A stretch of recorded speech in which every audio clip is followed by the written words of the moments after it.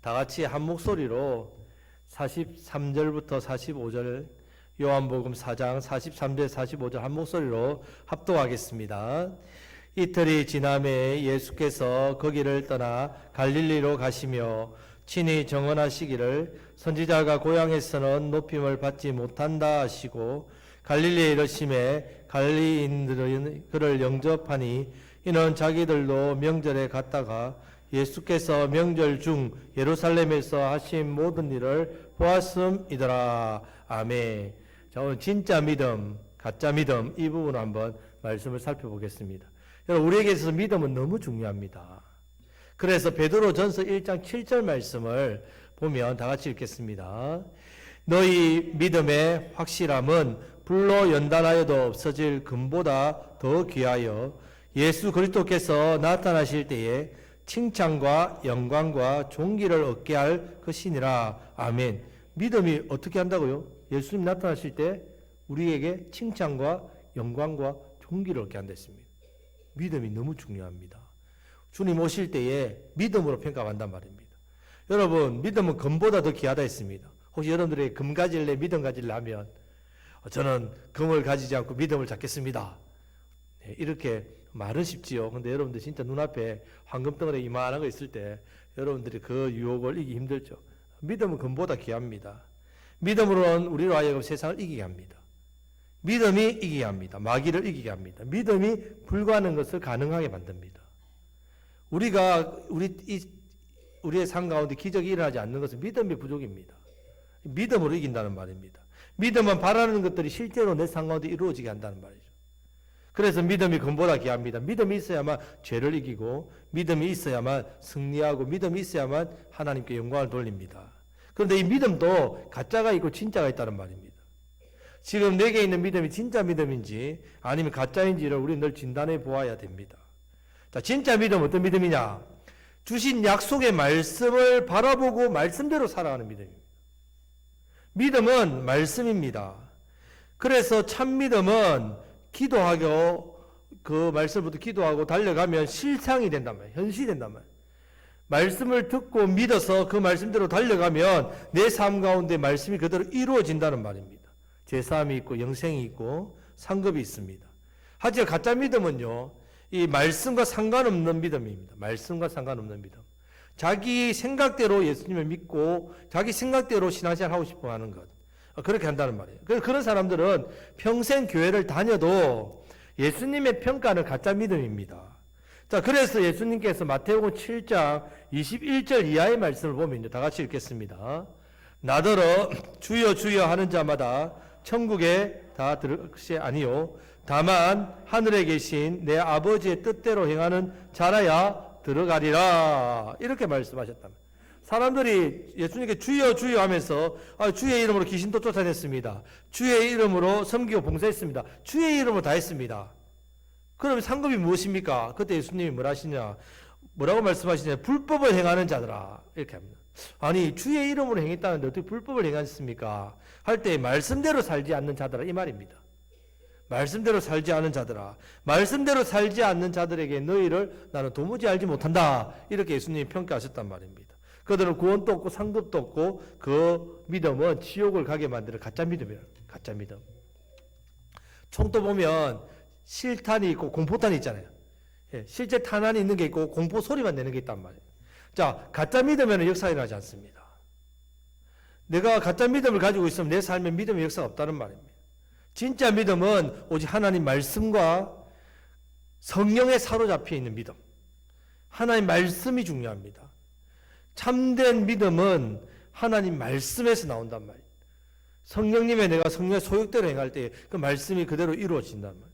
자, 참된 믿음으로 구원과 영생과 상급을 누리시기를 축복합니다. 자, 오늘 본문에서 먼저 가짜 믿음을 살펴보겠습니다. 가짜 믿음.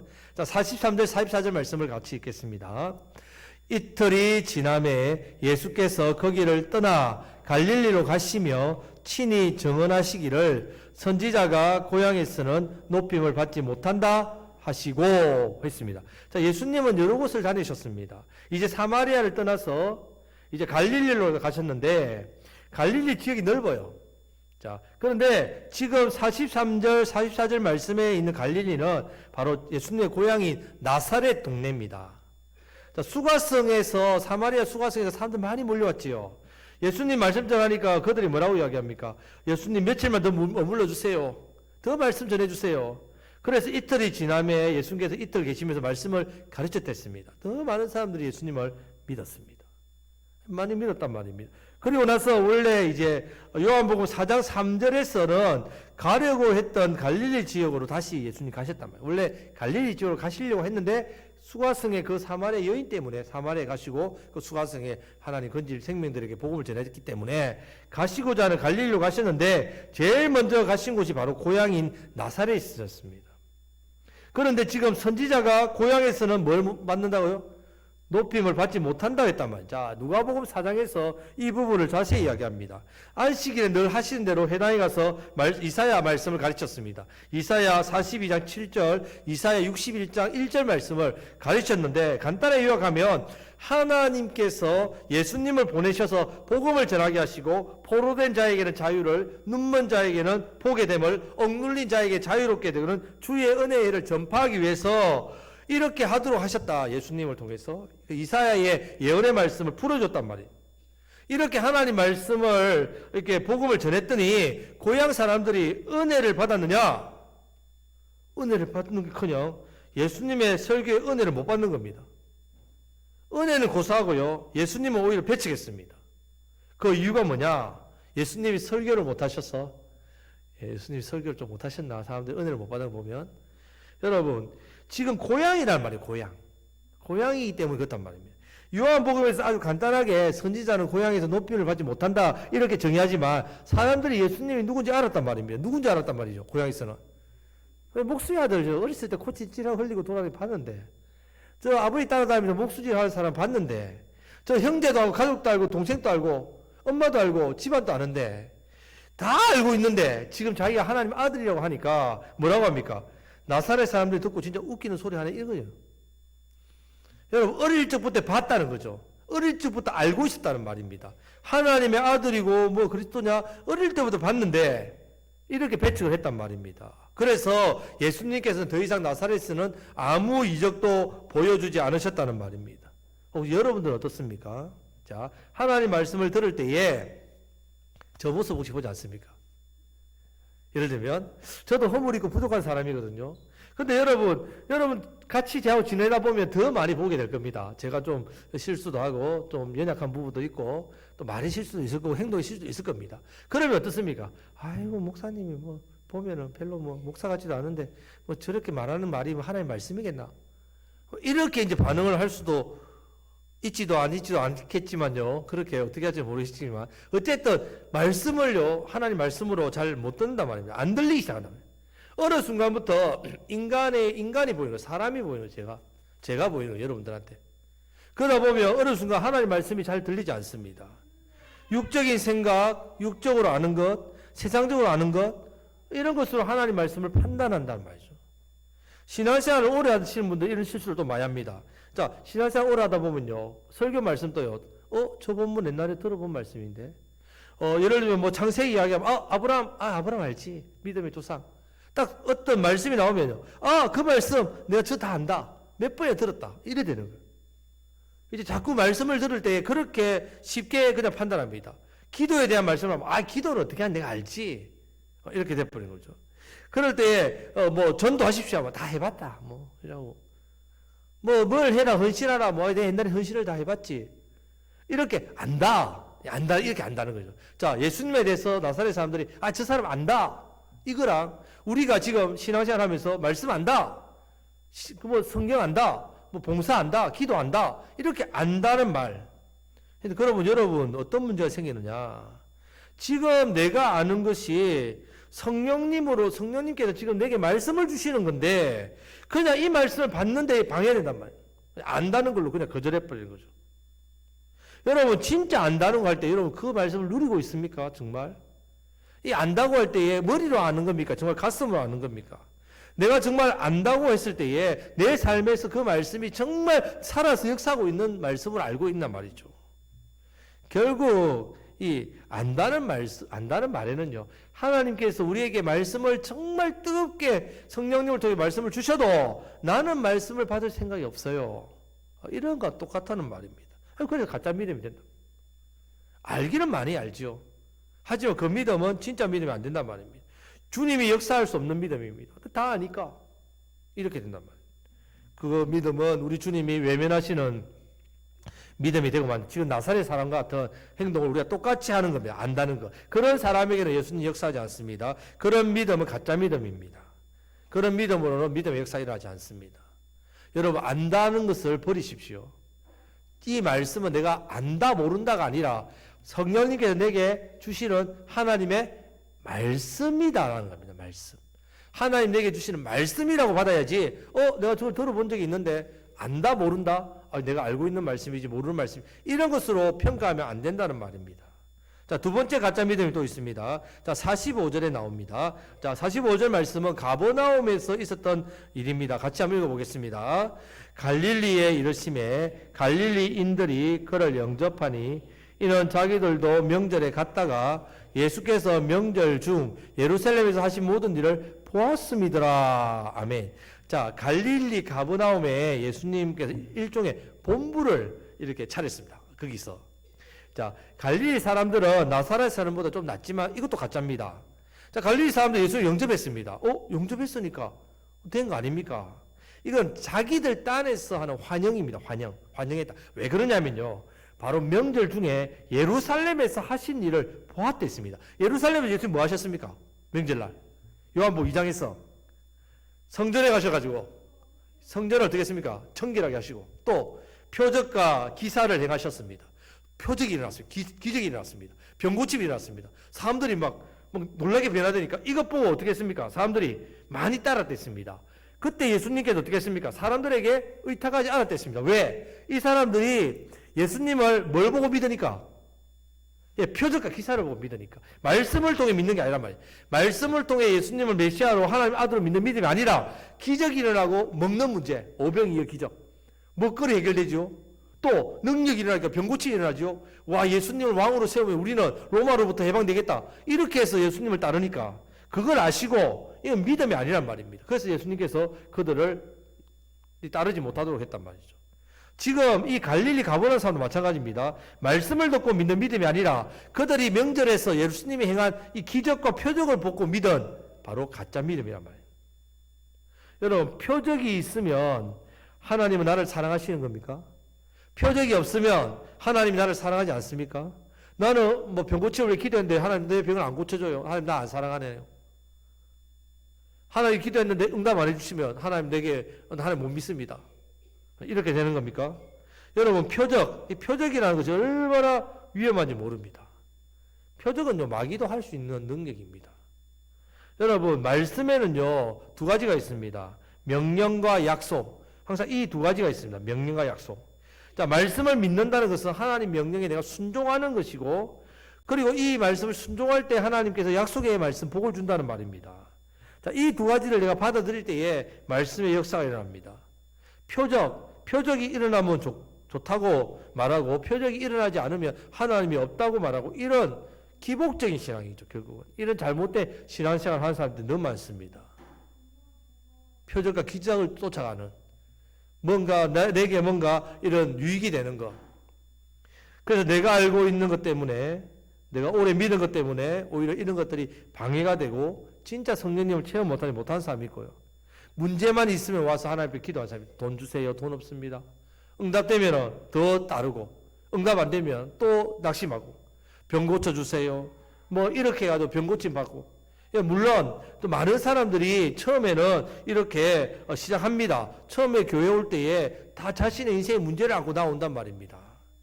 그때 하나님께서 그런 사람에 응답을 주시고 은혜를 주시죠. 하지만 이 상황에서 머물면 안 된다는 말입니다. 이것은 바로 그들이 하나님 말씀을 듣고 참 신앙과 참 믿음을 가지게 하는 과정을 위해서 주시는 은혜입니다. 은혜지 이것이 참된 신앙이 아니란 말입니다. 참 신앙은 말씀을 통해 믿음이 자라야 참 믿음이고 참 신앙이란 말입니다. 여러분, 우리가 처음 신앙생활 했을 때에는 조금 이렇게 약간 가짜 믿음을 가지고 한다는 말입니다. 하지만 이 믿음은 곧 말씀 중심의 신앙으로 해서 바른 믿음으로 돌아옵니다. 표적과 기사를 쫓아가는 믿음은 가짜 믿음이란 말이에요. 자, 결국 가브라움에 대해서 예수님께서 어떤 평가를 하시냐면요. 자, 긴 말씀이지만 같이 한번 읽어보겠습니다. 마태복음 11장 21절 24절입니다. 같이 읽겠습니다. 화 있을진저 코라시나 화 있을진저 베세다야 너희에게 행한 모든 권능을 두로와 시돈에게 행하였더라면 그들이 벌써 베옷을 입고 제에 앉아 회개하였으리라. 내가 너희에게 이르노니 심판날에 두로와 시돈이 너희보다 견디기 쉬우니라. 가브나움아 내가 하늘에까지 높아지겠느냐 엄부에까지 낮아지리라. 내게 행한 모든 권능을 소돔에서 행하였더라면 그 성이 오늘까지 있었으리라. 아멘. 자, 지금요 고라신과 베세다는요 대표적으로 예수님이 기적을 많이 행하신 곳입니다. 가브나움도 마찬가지입니다. 얼마나 기적을 많이 행하였으면 심지어 멸망당한 하늘에 불이 내려온 멸망에도 다 타버린 소돔과 비교했겠습니까? 소돔에서 만약에 이런 기적을 행했다면 소돔이 안 망했을 거라 할 정도입니다. 여러분 하나님 백성들에게 이 정도로 권능을 했는데 두로와 시돈은 이방인이잖아요. 이방인들에게 행했다면 벌써 그들을 회개하고 주님께 돌아왔다고. 여러분 이렇게 지금 가브나움의 갈릴리 사람들은 기적만 좋아하고 표적만 좋아하고 그렇게 했다는 말이에요. 결국 믿음 없어요. 가짜 믿음. 여러분 말씀이 들어가야 마귀가 쫓겨나고 말씀이 들어가야 역사가 일어납니다. 말씀을 주셨는데 말씀이 안 들어가니까 권능을 거두시는 겁니다. 표적과 기적만 구하는 건요 가짜 믿음입니다. 하나님이 진노하시는 가짜 믿음이란 말입니다. 결국 여러분 말씀처럼 예루살렘 AD 70년에 로마에 의해서 완전히 그 지역이 불타 심판받지 않습니까? 성도 오늘 보기에도 오늘 우리가 보기에는 믿음 같지만 가짜 믿음이 교회 안에 너무 많습니다. 가짜 영성, 가짜 신앙, 가짜가 많습니다. 여러분 분별해야 됩니다. 볼 줄 알아야 됩니다. 가짜가 진짜인 줄 알고 속는 사람, 세상도 보면 짝퉁이 더 진짜 같아요. 막 진짜인 줄 샀는데 가짜잖아요. 근데 가짜보다 진짜보다 더 진짜같이 보이는 그런 시대 아닙니까? 믿음도 마찬가지입니다, 여러분. 여러분 우리가 이런 가짜 믿음이 진짜 믿음이죠. 열심히 쫓아가다가 나중에 보면 진짜 믿음 아무것도 없는 그러면 안 된단 말이에요. 물론 앞에서도 말씀드렸듯이 신앙생활을 우리가 처음 할 때는 어떻게 보면 가짜 믿음으로 출발을 합니다. 내 아픔이 있고 내 고통이 있고 내 문제가 있고 내 인생의 행복을 위해서 예배당에 왔지요. 그래서 기도하고 하나님 소원을 바라고 하나님 누리고 싶어 변화되고 싶어서 그러면 하나님 은혜를 주십니다. 출발입니다. 하지만 우리의 종착은 그런 가는 과정은 말씀의 종착역으로 달려가야 된단 말이에요. 말씀 신앙으로 말씀을 듣는 자리로 나와야 됩니다. 왜냐하면 말씀으로 내 믿음이 만들어지기 때문에 그렇습니다. 말씀 외에는 믿음이 없습니다. 로마서 10장 17절 말씀을 다 같이 읽겠습니다. 그러므로 믿음은 들음에서 나며 들음은 그리스도의 말씀으로 말미암으니라. 아멘. 믿음은 어떻게 생긴다고요? 들을 때 뭘 들어야 될 때? 말씀을. 여러분 믿음이 자라고 싶습니까? 말씀을 들어야 됩니다. 믿음은요 오직 말씀 하나님 말씀을 들으면 생겨요. 믿음은 내가 뭔가 신앙생활 열심히 하고 열심히 봉사하고 열심히 의지적으로 믿겠다라고 고백하고 그런다고 믿음이 자라는 게 아닙니다. 믿음은 철저하게 뭘로 자란다고요? 하나님 말씀으로 자랍니다. 여러분 신앙에도 지름길이 있습니다. 우리 신앙이 고속으로 성장하는 사람이 있습니다. 말씀 신앙이에요. 말씀을 늘 붙들고 말씀대로 순종하고 살아갈 때에 믿음이 자랍니다. 말씀을 들었는데도 말씀을 무시하면 믿음 안 자랍니다. 말씀을 듣고 감동받아서 그냥 은혜 받았다고 좋아하고 멈추면 믿음 안 자랍니다. 말씀을 듣고 감동받아서 이 말씀대로 순종하면 믿음이 자랍니다. 말씀이 들어가서 그 사람이 그 말씀대로 살아야 믿음이 자란단 말이에요. 그래서 신앙은 세월이 아닙니다. 믿음은 세월이 아닙니다. 내가 얼마나 말씀을 듣고 그 말씀대로 순종하는가가 그 사람의 믿음의 척도란 말입니다. 말씀을 듣고 순종하심으로 참된 믿음, 진짜 믿음을 소유하시기를 우리 주님의 이름으로 축복합니다. 아멘. 자, 다음 주에는 46절에서 52절 말씀에서 예수님께서 그런 가짜 믿음을 진짜 믿음으로 바꿔주시는 모습이 나옵니다. 이 부분에 대해서 함께 말씀을 나누겠습니다. 자, 말씀 뵙겠습니다. 자, 사랑하는 성도 여러분. 자, 하나님께서는 저와 여러분들이 진짜 믿음으로 믿음 생활하기 원하십니다. 이 교회가 불완전하기 때문에 이 안에 마귀가 가짜 믿음을 많이 심어 놓는단 말이죠. 기복적인 신앙이라든지 내가 안다고 생각하는 오랫동안 경험, 그래서 계속 듣다 보면 그냥 안다는, 귀로 아는, 머리로 아는, 그것이 결국 가짜 믿음을 만든단 말이에요. 또 표적과 기사 같은 거 이런 것도 바라고 기복적인 신앙, 뭔가 복을 바라고 이런 신앙에 빠져 있으면 결국 그 간절한 소원들이 가짜 믿음이 된단 말이에요. 나는 그 소원을 간절히 바라서 하나님 앞에 잘 빌고, 옛날에 우리 부모님들이 정화수에 놓고 이렇게 잘 빌어서 복을 받는 것처럼 그렇게 내가 손이 닳도록 빌면 내가 믿음이 생겨가지고 복을 받는다. 아니요. 하나님 우상이 아니시란 말입니다. 반드시 여러분 아셔야 됩니다. 하나님 말씀으로 믿음이 자랍니다. 하나님 말씀. 내가 안다는 것이 그것으로 성령이 하시는 말씀을 막으면 안 됩니다. 그것이 은혜의 걸림돌이 됩니다. 가짜 믿음이 된다는 말입니다. 겸손하게 늘 내게 주시는 말씀이다. 알고 모르고의 차이가 아니라 지금 성령님께서 내게 주시는 말씀입니다. 표적과 기사 저도 좋아합니다. 기적 일어나면 좋지요. 기도할 때 병고침이 일어나고 기도할 때 역사가 일어나고 여러분 좋습니다. 하지만 그것이 믿음이 아니란 말입니다. 그것은 하나님 베풀어 주신 은혜입니다. 우리의 신앙과 믿음이 아니란 말입니다. 신앙과 믿음은 말씀 듣고 순종할 때의 말씀 신앙이란 말입니다. 자, 우리 옆에 있는 분에게 말씀 신앙이 진짜 믿음입니다. 예, 그래서 진짜 믿음으로 하나님께 인정받으시고 믿음으로 삶을 감당하셔야 됩니다. 믿음으로 세상을 이깁니다. 믿음으로 마귀를 이깁니다. 믿음으로 죄를 이깁니다. 믿음으로 이깁니다. 믿음은 하나님 말씀을 들음으로 믿음이 자랍니다. 말씀을 듣고 이 말씀을 붙들 때 우리는 이깁니다. 승리합니다. 나의 문제와 연약함을 이깁니다. 이기심으로 믿음으로 하나님 뜻대로 살아가시고 믿음으로 내게 맡겨주신 사명, 예배의 사명, 생명의 사명, 특별히 이번 한 주 동안에는 내게 믿음을 주신 하나님, 말씀 주신 하나님 감사합니다. 감사가 넘치시는 저와 여러분들이 되시기를 주님의 이름으로 축복합니다.